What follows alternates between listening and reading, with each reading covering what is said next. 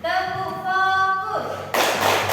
Melihat, mendengar, fokus. Nah, jadi tujuan pembelajaran kita hari ini agar kita tahu pengertian dan contoh dari sumber energi. Juga nanti kita akan membuat kincir air dari bahan sederhana yang ada di sekitar kita. Selain itu, kita juga bisa mengukur kecepatan putaran kincir air dan menuliskan dalam laporan. Nanti ada dalam materi. Sebelumnya, coba kalian perhatikan video di depan. Kalau ada aku, Gamora, Thor, Wanda, lalu Leia dan meminta mereka semua masuk petualangan Marvel Avengers. Kalau karakter yang ini ada yang kenal juga nggak? Meski jarang tersebut, Hawkeye itu hebat juga loh, karena dia bisa jadi superhero tanpa harus punya superpower atau jadi superhuman. It's completely human, and that's really cool. Jadi apa nih kerennya Hawkeye? Dia itu dikelilingi dan dipenuhi banyak energi. Iya, energi. Bukan cuma energi kimia dari zat-zat makanan favoritnya, tapi juga energi kinetik dari kombustibilnya, energi listrik pada senjatanya yang high-tech, dan energi potensial waktu mengendalikan gaya protes busur alias memanah. Wih, bahasanya jadi fisika banget nih. Ya memang, fisika kan ada di mana-mana, sama kayak energi.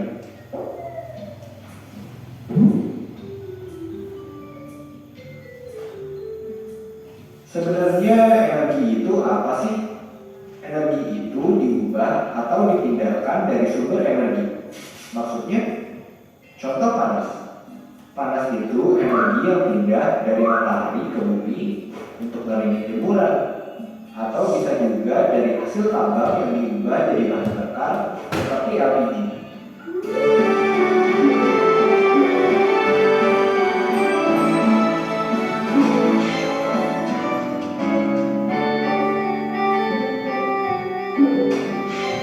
Overall, sumber energi ada dua macam, tak terbarukan dan terbarukan. Sumber energi yang tak terbarukan sebenarnya sih bisa terbentuk lagi, tapi banyak faktor eksternal yang tertentu, jadi proses pembentukannya nggak bisa sama persis. Makanya kalau sampai habis bisa gawat. Contohnya energi hasil tambang dan energi nuklir. Kalau sumber energi yang terbarukan nggak akan habis-habis karena tersedia terus di alam. Ada energi matahari, pembangkit listrik tenaga air yang memanfaatkan energi kinetik air, energi angin, dan energi pasang surut. Terus bentuk energi ada apa aja? Muatan listrik yang mengalir di barang elektronik adalah energi. Kalau yang kita dapetin dari zat-zat pencernaan juga termasuk energi. Bahkan jam jadul ini pun memanfaatkan energi potensial dari batu. Energi potensial ada karena posisi suatu benda. Makin tinggi posisinya, makin besar energi yang dihasilkan. Tapi ingat, di mana ada benda bergerak, di situ ada energi kinetik. Kalau energi kinetik ada karena dalam suatu benda. Masih ada dua lagi nih bentuk energi yang saling berkaitan. Cluenya api atau matahari. Tebak? Yes, panas yang berasal dari api, matahari, dan benda-benda lain yang menghasilkan panas adalah energi. Begitu juga pancaran cahaya dari benda-benda tersebut adalah energi. Well, ternyata nggak butuh jadi Avengers ya untuk merasakan banyak energi. Karena bumi kita udah dianugerahi energi yang berlimpah-limpah dari Yang Maha Kuasa.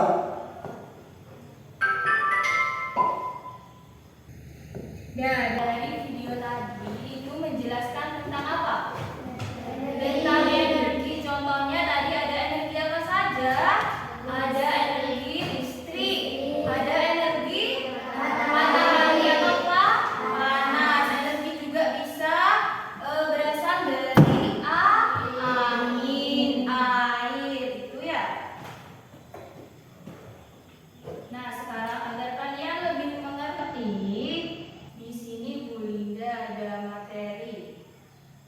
perhatikan.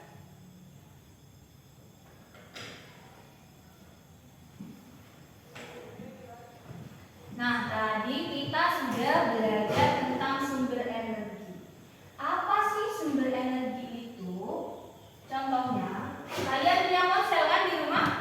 Ya, punya. Ponsel itu membutuhkan energi untuk menyala. Ponsel itu bisa menyala karena ada energi dari baterai. Nah, baterainya itulah yang menyimpan energi listrik. Jadi HP kalian, ponsel kalian itu bisa hidup. Jadi sumber energi itu adalah benda atau hal yang bisa menyimpan atau menghasilkan energi. Ada beberapa contoh. Yang pertama ada energi panas. Sumbernya itu bisa dari matahari, dari api, dari kompor. Contoh di kehidupan kita, menjemur pakaian seperti tadi yang sudah dicontohkan. Menjemur pakaian itu dari energi panas matahari. Jadi pakaiannya yang basah, airnya itu nanti menguap. Jadi pakaiannya akan kering. Juga memasak air di kompor atau menghangatkan badan di dekat api unggun. Kalian pernah kan pas kemah itu? Ya. Selanjutnya ada energi cahaya. Hampir mirip seperti energi panas tadi, sumbernya itu bisa dari matahari, dari lampu, atau dari senter. Contohnya, coba kalian membaca buku malam hari tanpa lampu. Apakah bisa terbaca? Tidak. Tapi karena ada lampu, cahayanya itu bisa untuk kita melihat. Yang kedua itu ada tumbuh-tumbuhan. Karena cahaya matahari, kalian kemarin sudah mempelajari fotosintesis kan? Nah itu karena ada cahaya matahari, jadi tumbuhan itu bisa melakukan fotosintesis. Atau juga di sana contohnya ada lampu lalu lintas. Lampu lalu lintas warna apa saja ini? Merah, hijau sama kuning. Kalau merah berhenti. Kalau kuning siap-siap atau hati-hati, siap-siap ya. Kalau hijau, coba bayangkan tidak ada lampu itu di perempatan, apa jadinya? Tabrakan ya. Nanti lalu lintasnya itu tidak. Selanjutnya ada energi listrik. Tadi sudah dicontohkan, itu ada pembangkit listrik atau baterai. Contohnya itu bisa dengan menyalakan kipas angin. Jadi kipas angin itu kalau tidak ada listrik bisakah menyala? Tidak, tapi kalau sudah dicolokkan ke listrik jadi muter, bisa menyala. Sama seperti HP tadi sudah dicontohkan juga. Kalau HP-nya tidak ada baterainya pasti tidak akan hidup ya. Juga menonton televisi kalau tidak dicolokin tidak akan hidup televisinya. Selanjutnya ada energi gerak. Energi gerak itu bisa berasal dari tenaga manusia atau mesin yang bergerak. Contohnya ketika kalian berlari. Kalau kalian berlari itu pasti tangan dan kakinya harus bergerak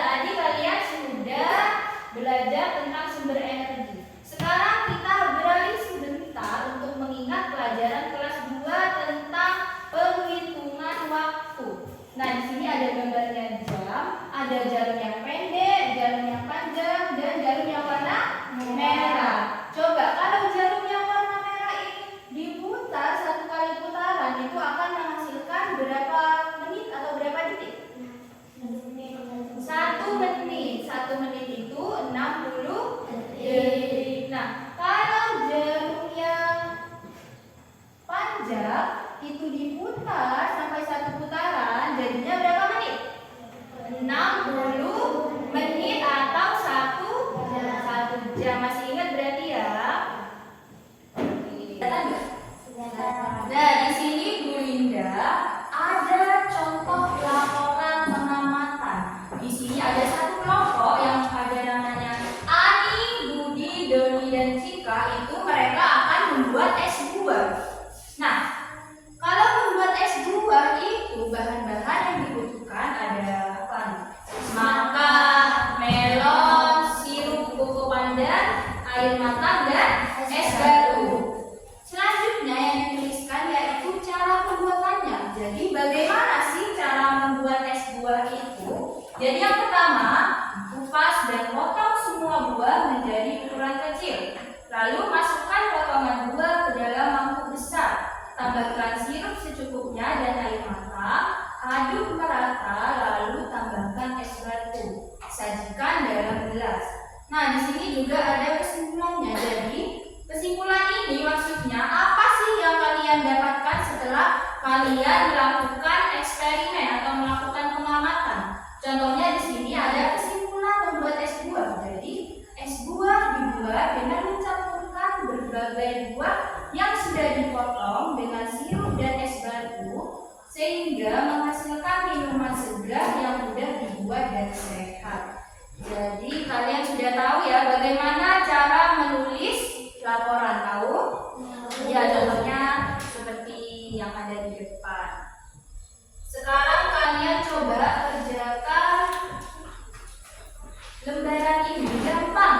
Yang pertama, kalian tinggal hubungkan sumber energi yang sesuai. Kemudian yang kedua, kalian tinggal tuliskan, ya, ditulis di bawahnya ini energi apa, yang ini energi apa. Ya. Tulis dulu. Namanya jangan lupa taruh di atas.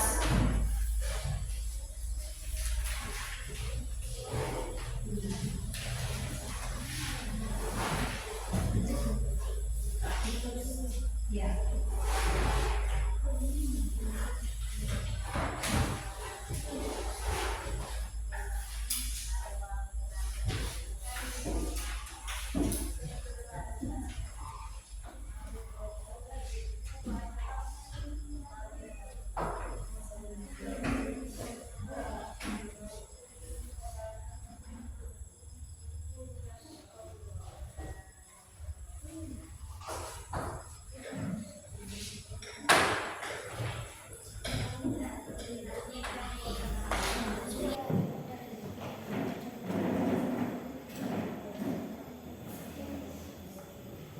Sudah selesai? Oke, sekarang dikumpulkan.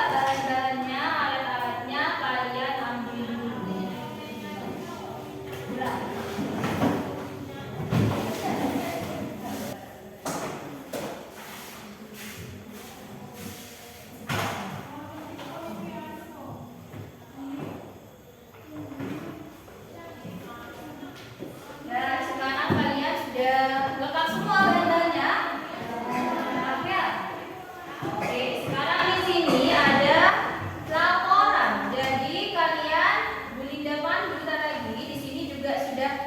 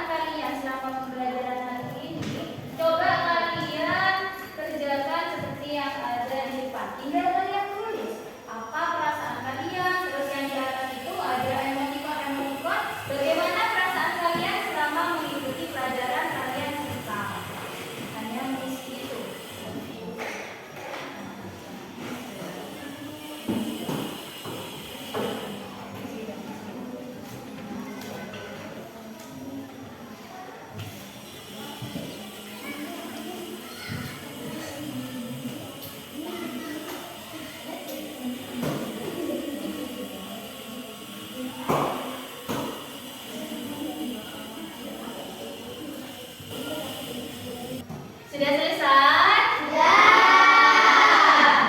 Jadi Bu Linda nanti cek bagaimana perasaan kalian hari ini.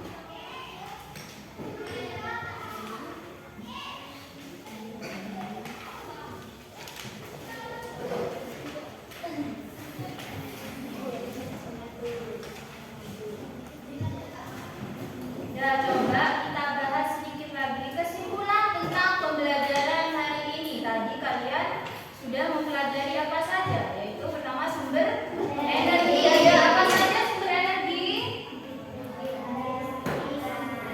Ada energi listrik, energi panas, matahari. Ya, sumbernya itu dari matahari. Ya, banyak sekali tadi contohnya. Tadi kalian sudah belajar tentang banyak sekali sumber energi. Sudah paham kan? Sudah. Kita beri apresiasi untuk kita semua. Tepuk tangan buat semuanya. Bagus sekali. Tadi juga buat pinggir airnya sudah baik, sudah tertib, sudah bekerja sama dengan baik. Untuk pembelajaran kita selanjutnya, yaitu kita akan mempelajari tentang fenomena alam dan teknologi sederhana. Berarti minggu depan kita akan mempelajari tentang fenomena alam dan teknologi sederhana.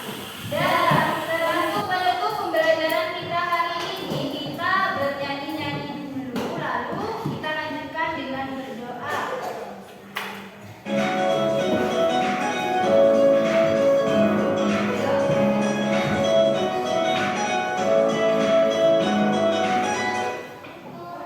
Malam ke atas menggapai bintang.